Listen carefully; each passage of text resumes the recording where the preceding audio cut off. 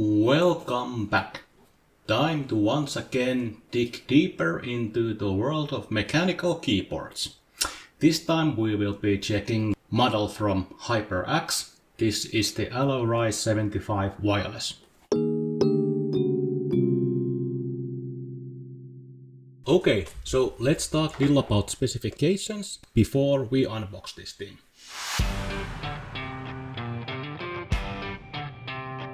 As this is an casket mounted keyboard, there is a sound absorbing material between the plate and the keyboard. So it should be quite silent. Should be. As with many others, the keycaps are hot swappable. So if you don't like the red linear HyperX switches that these come with, you can change them. Depending on region, you might also be able to get this with tactile switches.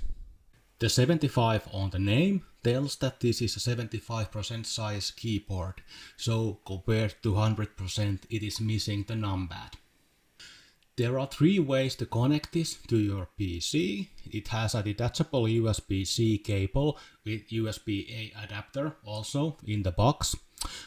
It has a wireless dongle 2.4 GHz and there's also a Bluetooth connection. As with everything these days, this is also packed with RGB LEDs that you can change from the software. You can check more about the software from our previous HyperX video about the Quadcast microphone. The battery should last 80 hours with the LEDs on or 1500 hours without the LEDs. There's also a presence sensor which should automatically turn off the LEDs when you move away from your keyboard. That's about it. Let's unbox this baby.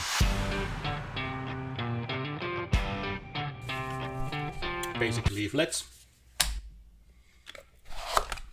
USB-A to USB-C cable, the keycap and the switch puller. Now let's talk more about the switches. As I mentioned, this is with the linear switches. The switches themselves are pre-looped in factory, so there should be very little friction. Every switch should last even 80 million clicks, so the lifespan is quite long. The travel distance for each switch is only 4 mm. HyperX says that they are using half fall stem on the switches, and that should increase the stability of the keycaps. The keycaps are printed on PPT, so basically they should last longer than you live, most likely. This means that the print on the keycaps won't fade away because it's basically under the painting. When we look closer to the keycaps, we can see that the surface is really not that smooth. Most likely that is by design so that your fingers won't slip away. Actually, I spotted the same thing on the Logitech G Pro that we tested earlier.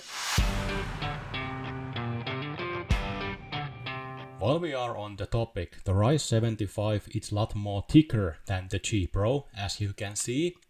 That's most likely due to the casket design, so it should be more quieter. Let's test that out.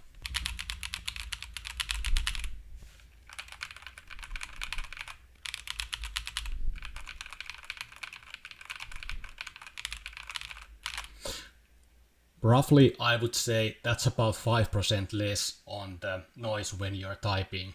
So yeah, the Allo 75 is 5% more silent than the G Pro, but that's not much. The backlights on the both model are pretty identical. Both you can use quite easily with environments where there is less light. Total travel distance in the Logitech G4 is 3 mm, so it's 1 mm less than on the HyperX. Doesn't really feel that much when you use them. Other fancy things on this keyboard. You can change the top plate. HyperX is selling different kind of top plates if you wanna customize it. And there's the magnet on the side. That's also something you can order different version from HyperX if you wanna make sure that you don't mix your keyboard with your friend's keyboard on a LAN party or something like that. Other than that, I don't really see there any use for it. Fancy thing. That's about it. Good feeling mechanical wireless keyboard from HyperX. I do recommend this. Thanks for watching, guys.